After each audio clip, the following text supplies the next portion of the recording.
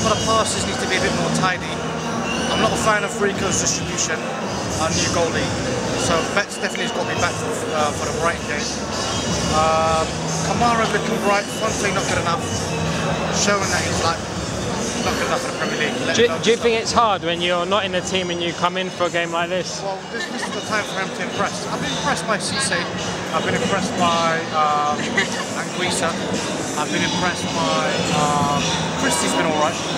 But Rio Fonte is not good enough. Cabana's been good. Yeah. What do you want a cup run? Would you like one? Why not? Why not? Why not? I mean, we haven't won a cup in how many years, so so long as it doesn't affect our Premier League survival. Then, I mean, look what happened to Wigan not too long ago, a couple of years ago, where they won the FA Cup and then they got relegated that same year. So that's one thing we don't want to do. Do you think it shows how strong the team is that Steven Sessegnon and De La Torre on the bench? They don't even get a chance to... Yeah, well, it's a chance for Cabano and some of the heroes from last year to kind of Cabano, Johansson and stuff like that to show themselves. And Christie to fight for that right back position with Mensah. So, yeah. What do you think going forward to Brighton? Are you going to Brighton? No, I'm not. The away games and the away tickets sold out before I could. Yeah. What do you think about the summer window? Are you happy with it? Are you happy with the team? Charlotte's starting to show his class. What's his name? Mitro, Charlotte. I was really impressed with Vieto. So they seem to get a little connection. I think the next couple of weeks they're gonna really be a force. Surrey and Kenny in midfield still understand one another. I was really impressed with Joe Bryan and Mensah. Lamasha and Alfie Mawson, I think, should be our first team centre-backs moving forward in the long run. Chambers, still question marks. He hasn't proven himself yet. Hey, you've been harsh this season. Yeah. Levels come up. Yeah. Well, yeah, he's come from Arsenal, and I think if he thinks that he's deserved first team football at Fulham, he's got another thing coming with Mawson, there's Lamasha, there's Tim Breen, Dennis Annoy, he's done well actually against Burnley the other day, so there's loads of options, and Saviti's got that now, so.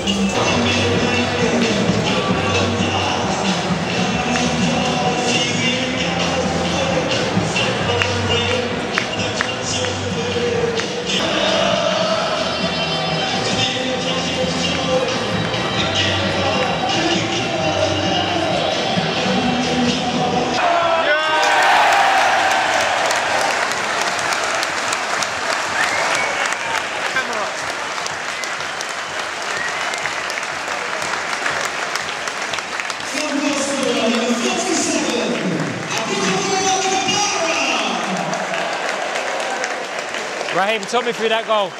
Sorry? Talk me through the goal. What happened? I didn't see it. Come on, you saw it. No, Johansson threw ball to Kamara. Brilliant finish. Just 2 goals for him now. Hopefully he can get a hat-trick. So we'll see. It's just time to show himself. So, yeah.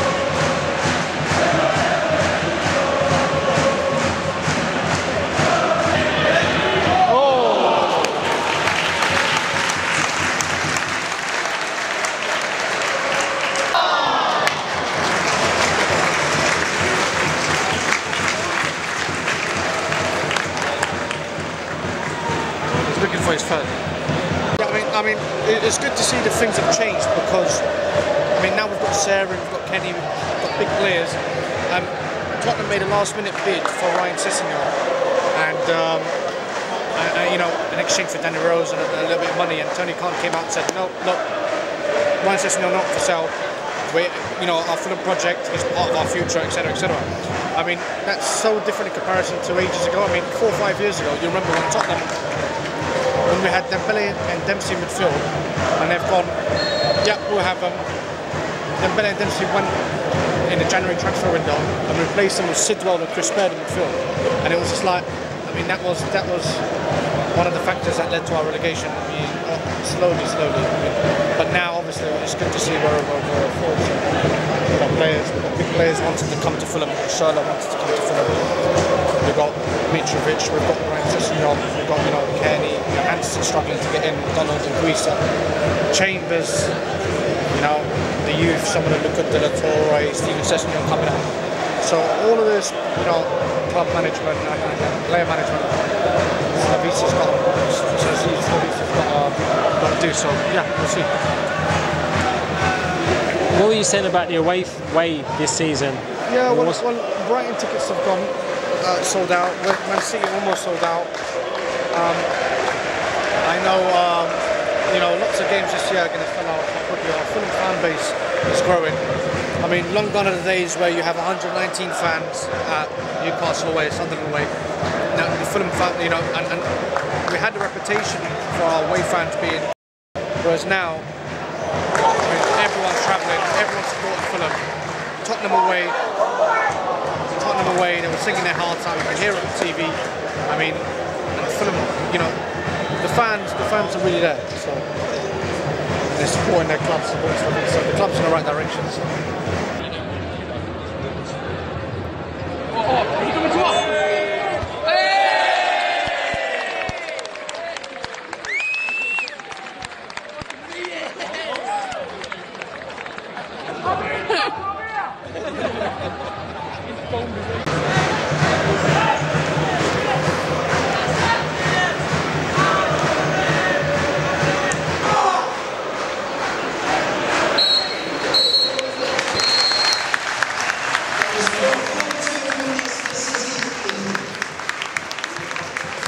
Yeah, very satisfied, can't complain.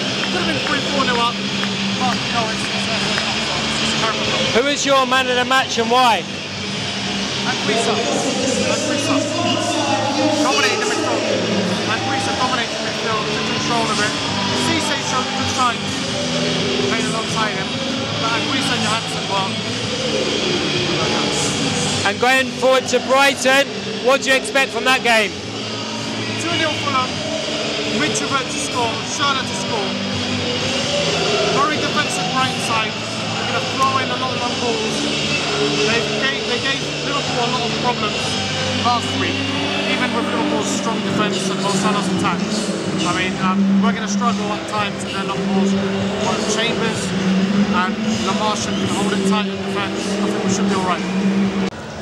Obviously pleased with the 2-0 victory. Don't think there'll be too many first team players looking over their shoulder after that. Most important thing for me was seeing Alfie Mawson get about 70 minutes or 80 minutes under his belt. Came through it, breezed through it, looked very competent, organised the defence really well. Yeah, looks like a very good acquisition, but that's no real surprise, having seen what he did at Swansea. I think Slavisa ideally would have liked to have been 3-0 up, would be my guess, after about 60 minutes, so he could bring the two young boys and give Steven Sessegnon and Luca De La Torre more game time. As it was, I think he got to a point where he thought it was fairly safe and brought them on, but never really see him wanting to bring on the three experienced outfield players. Preferring to save them for Saturday, which is good management. A little bit disappointed with Cisse and Anguissa. They did some really good stuff, and then it seemed to be maybe concentration going, where they give the ball away cheaply. At one point I thought if we got the wrong number 44, because their central midfield player 44, he was quietly competent. I thought Exeter gave a really good account of themselves and should be proud at what they achieved, because even though this is largely our second string, there's some very experienced players there. Lovely to see both Sessegnon brothers. That brought a big smile to my face, and probably bring a big smile to their face being on.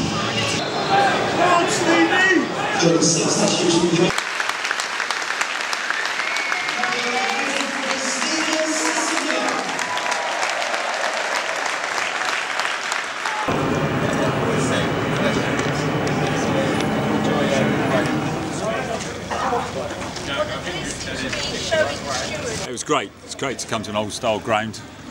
They were too quick. Yeah, far too quick. You could tell the difference between sort of our level of football and that level of football. But it was nice to come up here. Showed a bit of support for the team. It's just nice, you know, compared to what we most weeks grounds we go to and places we go to, it's actually nice to come to a big club like this.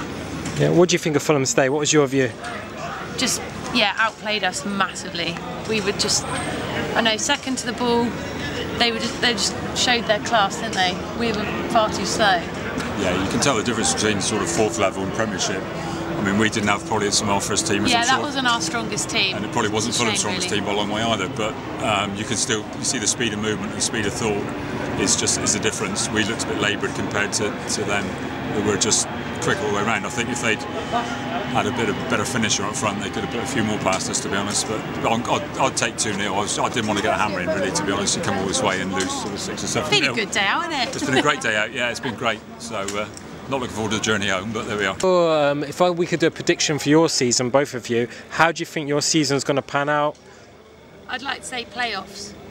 Yeah, I mean, it was I think nice. we started well enough to be up there. Yeah, I'd like to see us up and around the playoffs again, but having gone to Wembley the last couple of seasons and lost, I don't think we can do 3 in a row. I don't want to do it again. It'd be nice to go automatically, but it's a squad in transition. We've lost all our players. Obviously, our manager's gone after 12 years, so anywhere sort of. Upper mid-table would be fine for me. Give the young manager a chance. It's his first job, so that would be. He's an Exeter lad as well, isn't he? Yeah. So Pete, Craven Cottage is in the background. Fulham have won 2-0. This is your manor. This is my manor. This is my home. This road here was where I spent about 25 years of my life. I used to pull back the curtains in the bathroom and see the old floodlight pylon at the Putney end, which for me was even more important than the Hanging Gardens of Babylon or any of the 7 wonders of the world. I loved it. To many it was just an ugly pylon, but I loved it. It was reassuring, and that's my spiritual home. That's where I've been virtually all my life. Where did you live, Pete? I lived down Ellaby Street. Way back in the 60s and the early 70s, this house over here, where they've got this white wooden gate, people used to come by bicycle, and the people that owned the house used to allow them to put the bicycles in the garden, and you charge them something like about 6p a match in old currency. And I never knew how people got the same bicycles back, because there were hundreds in there, they were just chucked on the floor. There were no bicycle racks or anything, but they made a small killing every time Fulham were playing at home here. And that was here. The new owners probably haven't got a clue and probably aren't even Fulham fans. But there were a lot of Fulham fans in this road, many of whom I got to know, obviously, and many of whom I would see at the match. When I lived here, I came home from work once, and my parents had this house here, number 58. My parents had agreed to let the balcony be used by the BBC to film a Monty Python sketch. They were doing quite a lot around Fulham, around near the Crabtree, around Holy Port Road. But this balcony here they used for, I don't know if people ever watched it, but the North Minehead by-election. And it was one of the famous Python sketches, so I still have a photograph of that which they kindly sent. But this road has some good memories. I thought it was very positive first start from Mawson. Thought he looked good. Thought he was impressive that he got 70 minutes on him. But I thought maybe it was a bit dodgy in the midfield area, especially with Cisse maybe. But he got into the game. It's good to see him get some minutes as well, and good to show the second 11. Actually, we got some squad depth. What are you expecting at the weekend? I'm expecting a more solid display. Hopefully, the back four better communicating, and I'm not really sure from tonight what you can see, but hopefully just carry on what we saw on Sunday. It was a really good performance from the boys. The squad's looking much stronger now. This is practically our second team, and beating teams pretty easy. Yeah, who is your man of the match and why? It's got to be Kamara. He was running the show. It was causing them problems the whole game. He got the early goal, and then he went on to the second half to go and get his second. So.